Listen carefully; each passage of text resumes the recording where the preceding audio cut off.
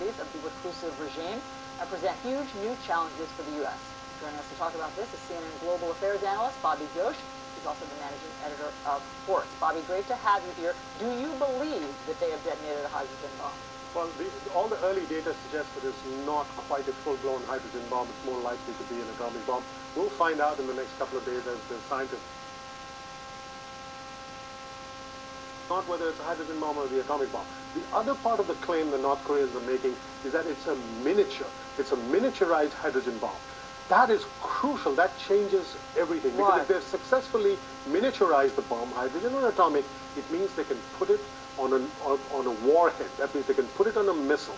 And that brings different things into play. They've been working very hard on missile technology and expanding their range of their missiles. They've been claiming that they can hit American American landmass with their missiles. If they can put that bomb on a missile, that changes a lot. Let's look at the capabilities and the geography of all of this. Yeah. So the last time that they tested a missile, this is the capability. Theoretically, Yeah. 4,200 miles, this is how far it could go.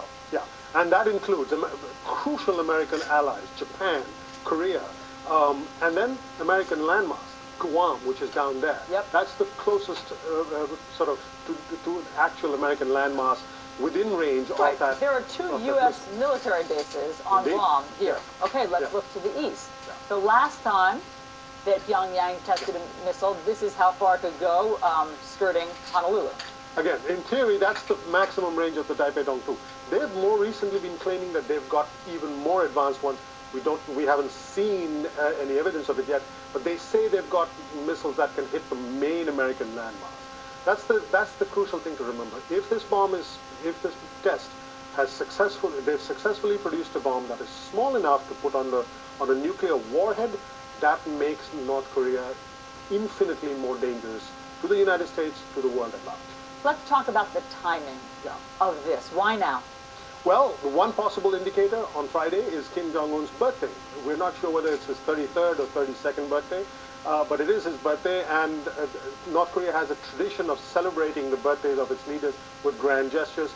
This could be an early happy birthday, Mr. President sort of thing, or in this case, it would probably be Kim sort of saying happy birthday to me. Yeah. It's a very important year for Kim Jong-un. Later this year, in the early summer, there's going to be a huge Communist Party conference that takes place. The first time in 4 decades. It hasn't happened in 38, 39 years. It's his big stage, and on that stage, he'd like to make a big announcement. This is just the kind of big announcement that would work for him.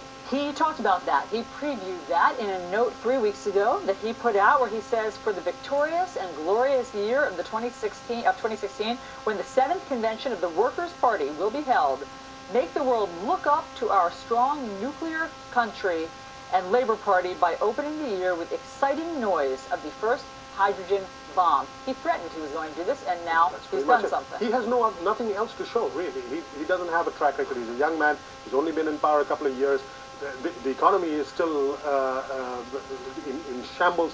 North Korea has no other achievement. If he's going to go on this big stage and boast about something, a hydrogen bomb, real or imagined, is the kind of thing he would do. And in the past, experts have said that he has done this when he doesn't feel North Korea is getting the attention it deserves, when all of the world's attention is based, say, on Syria or Iran or other things. What is that the precursor to this, and what is the connection between Iran and North Korea? Well, this test puts North Korea into the conversation. I mean, just consider the presidential debate. We've been having conversations about Iran. Well, now that we have a nuclear deal with Iran, the nuclear threat of Iran, at least in theory, and at least for now, is off the table. That's not something that's going to come up in discussions very much.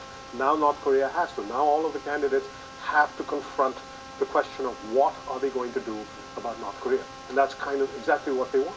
Okay. Bobby Ghosh, thank you for all of the information.